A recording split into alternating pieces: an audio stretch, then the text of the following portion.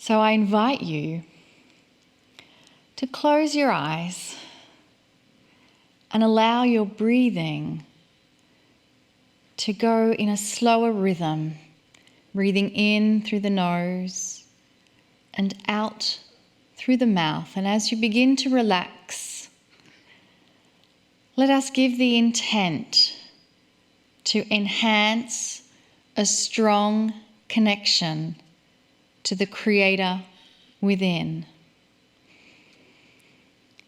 And in this enhancement we are asking for, let us reflect on all the gifts and tools we have now received for the previous 7 channels before the one that is about to come. We are stepping more and more into the God-human part that we are. We are becoming more and more enabled. So let us ask for an enhancement of all the gifts we have received thus far. Let's ask for an enhancement of the tools that we are now using to become a more divine God human. And in this enhancement of the God human we are becoming, let us now joyfully receive the final installment of the next gift or tool that Kryon will identify for us. Greetings, dear ones. I am Kryon of Magnetic Service. Indeed, this is the 8th program of the series of 8, where we specifically and distinctly describe energies that are yours because of the shift. And these energies often are seen as tools, many times as gifts, that are needed for you to go forward in this new energy. We speak of the shift in general, but we identify it specifically as the evolving consciousness of the human being. And that evolvement normally comes in the old soul's life. The ones who have been on the planet a lot, the ones who have been on the planet over and over. We've said this before. The whole idea of incarnations, of past lives, is about, you would say, a school of life on earth. Because you live short lives, instead of you being here for thousands of years and going to different classes and learning and learning and learning, you start over.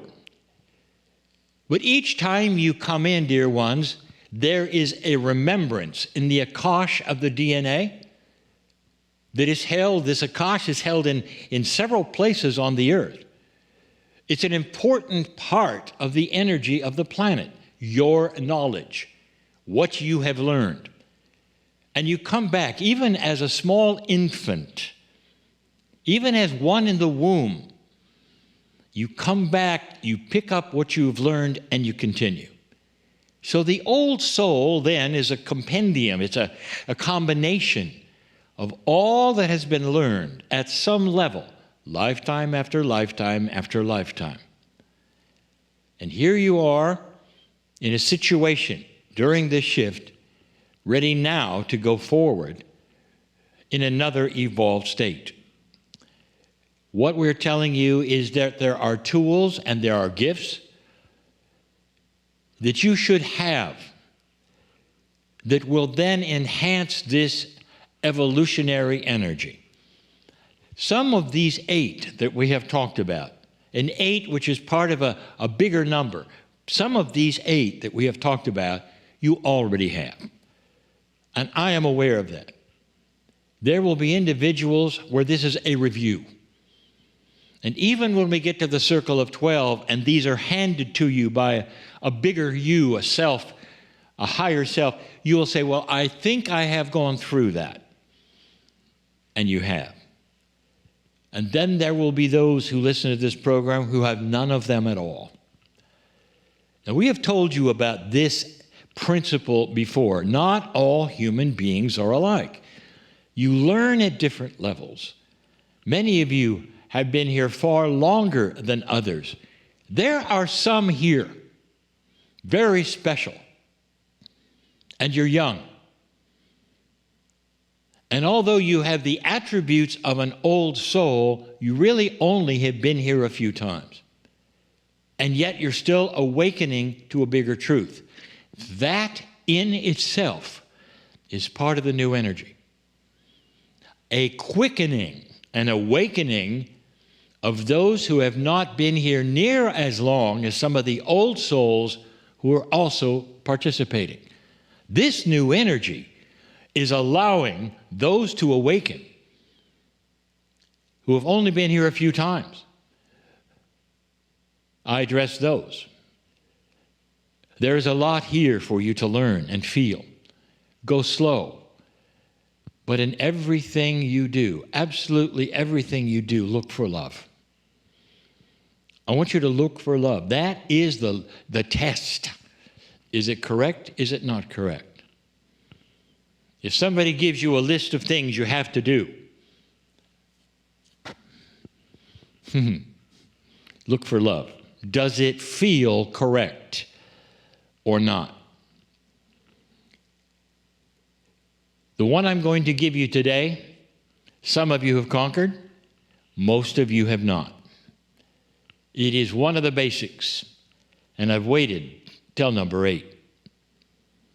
I would like to, in this channel, give you the attributes of the 8 in ways you've never heard before. You look at a number and it has an energy. We call that numerology. But there are many forms of numerology. There's a lot of formulas within numerology. I have given you some of the basic forms and meanings and energies that come from the ancient Tibetan meanings. But there are many more. So let's talk about the 8, because this is the 8th program. This is the 8th tool and gift. 8 is a very, very special number because there are so many who wish to make it mean other things. The thing that you may not understand is that all the systems are correct. You don't have one that is correct and one that is not, because all of the meanings are somehow interrelated with the others. Now, this is a very multidimensional feeling, rather than having a linearity of one thing being true and everything else being wrong, which humans just love to absorb as their truth. Picture this, the 8. What does it look like? There will be those who go for what it looks like before they want to know about the energy. And that's fine, because it still has a meaning for them. The 8 looks like an hourglass, the passage of time. So some will see the 8 as an indication of the time that is passing and what to do with that time. That's valid. Time is passing. It's a new time.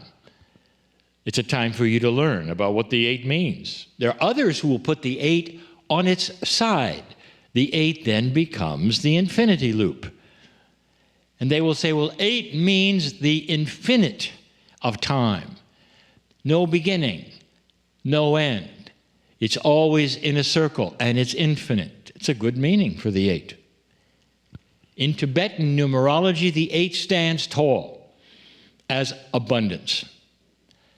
But it's abundance of whatever it is you're working with. The abundance of love, the abundance of wisdom, the abundance of experience on the earth that lets you do this very study or makes you want to do this study. So you have a very timeless number that's trying to tell you about the abundance of something. So I'll now identify it, so you will understand what this 8th principle is.